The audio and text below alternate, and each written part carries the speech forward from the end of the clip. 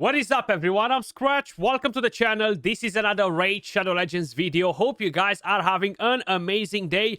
Guys, I completely changed my mind with the summoning. If you guys had a chance to see the previous video that I just dropped related to the new dungeon, the new collaboration event, the new relics coming, and everything else related to that, probably you know why. And I'm here to basically stop you from doing this mistake and basically enlighten you and help you prepare for what's coming, because you're gonna want to make sure you have enough resources to take part in the new upcoming events, which are much better than this usual daily crap that we are getting at the moment. So initially my plan was to go all in and summon for Heraclitus, right? I really want to get a champion. I was like, I'm gonna try to get him. Well, I changed my mind. I am not going to open any of my shards whatsoever. Then I saw that we have a new summon rush. Summon your way to glory, get 50% more points from Primal Shard, which is the biggest bait right now at the moment. And I saw the mythical books. I was like, hell yeah, I might go for that instead. Well, guess what? I'm not going for that either, because I want to have as many shards as possible. And we do have summoning events starting tomorrow for this summon rush. That's why I'm telling you guys, do not open your freaking shards no matter what. Do not get baited. You're gonna thank me later. Save gems, save energy, save silver, save pretty much everything that you can save starting from this moment on. Do not get baited with these standard events that we have going on every single day or every single couple of days or whatever that might be, okay? Because we have some big events coming in. If you guys remember last time when we had an event, dungeon event, collaboration, etc., we had a fusion. They've done a Deck of Fate with a guaranteed. They've done a Titan event where they guaranteed us, okay, the Cat's Gaze relic, which is one of the most powerful relics in the game. They've done a Hero Pet event from where we were able to get another Cat's Gaze. So you want to have as many resources as possible. We're going to have 8 new relics coming to the game. Mythical, legendary, epics, and rares. They might be bad. They might be OP. Now, the main thing with that is, if you guys are paying attention to this thing right here, the relic index, we have the event relics. We might never see the Cat's Gaze and the Hether's Reserve in the game coming in any event whatsoever in the future. You never know. We might do it at some point. But they're making them so exclusive. And if there's something OP in the new relics, you wanna put your hand on it, okay? If they make a guaranteed on a new solid champion, you wanna be able to get that done. If they make an amazing new fusion, you wanna be prepared for the fusion, plus all of the other events that might guarantee us an OP relic or something like that, because once the event is done, again, they will disappear. Again, we will have absolutely no way to put our hands on them. And the main issue is not when they're bringing in a trash relic like this one. The main thing is when they're bringing something so OP that will literally cripple your account if you don't have it, right? Let's not make it sound so dramatic, actually. You can still play the game without the Cat's Gaze, but if you have it, you know how impactful it is in pretty much all of the content, PvE, PvP. So not having this relic and not having a chance to owe it from here on is definitely a big oof in my opinion, right?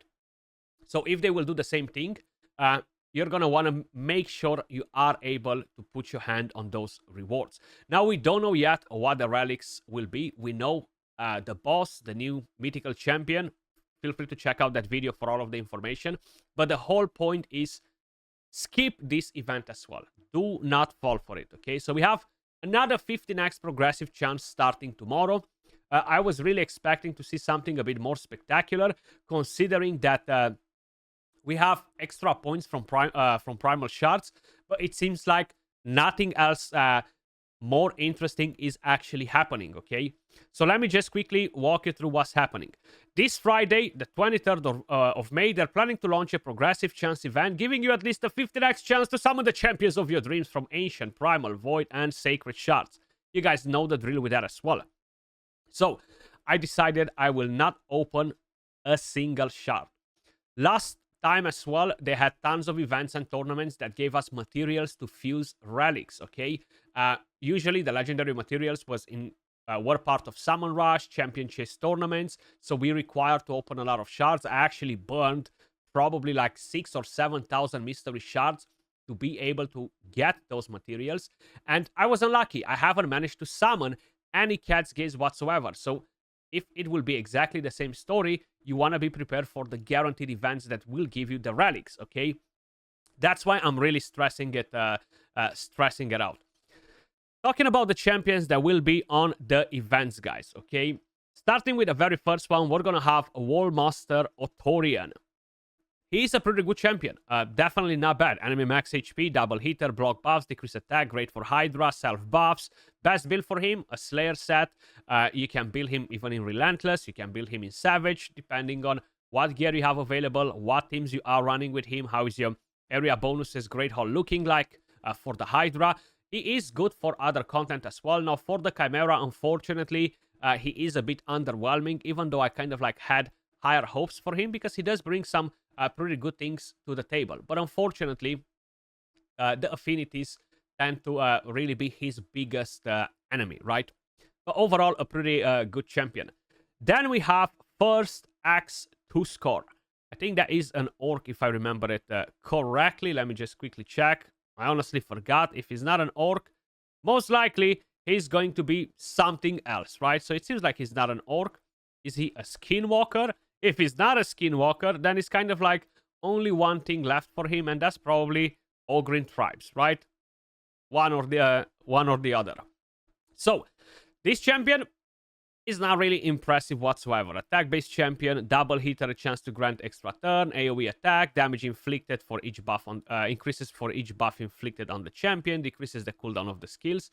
Now, I'm not saying he's not going to be helpful in Faction Wars hard mode because pretty much every single one of these champions will be helpful in Faction Wars hard mode. But I feel like we have much higher priorities for the game at the moment, and this should not be our main concern, right? We can wiggle around with different champions and stuff and still get a job done. But as I've mentioned, the relics, maybe a good guaranteed, maybe a very good fusion, you want to be prepared for that. And this right here attacks an enemy twice, grants an extra turn if this attack kills an enemy. I think his damage was decent, if I remember it correctly, but he's not anything strong in the current meta or something like that, right? Like, he's not really gonna change your game at all if you get a champion. Moving on to the next one, we have Thor Fayhammer. Absolutely amazing as a champion. Very good damage dealer. Mainly for PvE, but he can actually smack in PvP as well. He does ignore block damage and unkillable, which is really good. He does have a chance to stun with a passive when it procs. Increase attack, increase crit damage, decrease speed. He brings in a lot of good things to the table, right? Like very good kit overall and very good damage. Now, he was part of the Asgardian event that they've done 6+ months ago, and that had the event dungeon open as well. So he was the fusion. If we're gonna get another fusion at Thor's level, you're gonna wanna make sure you have the resources to complete it. That's why skip these 15x progressive chance events, considering that is really nothing else more special, is pointless unless you're a mega kraken and you don't care about all this. Then we have Harima on the list. Still a strong champion. I have a feeling she's going to be very, very strong for Faction Wars, especially on the boss, when he's going to ignore 100% of the target's defense, and that's mainly because of her passive. Still good damage, the decrease attack, the provoke, right? Overall, a very good champion, and still good for Arena. Not as powerful as she used to be, especially for Live Arena, even Classic Arena and Platinum, but she's still a good champion, and good for Chimera, good for Hydra and all that stuff. Savage, Stone Skin, Merciless, all of these sets can actually work really, really well on her. Then, moving on to the next one, we have Stalus Dragonbane. He is the absolute GOAT for the Dragon Dungeon. Like, this passive works even if you have Stone Skin, works with 0 accuracy, and yeah, you're gonna reflect all of the debuffs back onto the Dragon, which will enable you to farm that dungeon really, really quick. I'm using 2 of them in my team, actually. And it works amazing, right? You gotta have them slow. Doesn't really matter what gear. Just give them some survivability to make sure they don't get killed by the boss. As I've mentioned, Stone Skin works perfectly. 2-ton stone skin in terms of gear on Stalus if you only want him for that. Now, he is a pretty good nuker as well. He's going to be massive for Faction Wars. He's massive for the Cursed City. That build doesn't really work that well in the Dragon because you will want to build him with some damage, with accuracy, etc. because he does bring a lot of important things to the table. Very good stun right here. Double hitter. Amazing, right? On a 3-turn cooldown. Then, moving on to some of the Void legendaries. Actually, we have a couple of very, very strong ones. Starting with Oreoasu. I absolutely love the champion. He's so freaking powerful for the Hydra clan boss. This passive is just crazy. He's very good for PvP as well. Truth be told, I do not really use him in PvP. I find it really hard to keep him alive, even if I give him Stone Skin.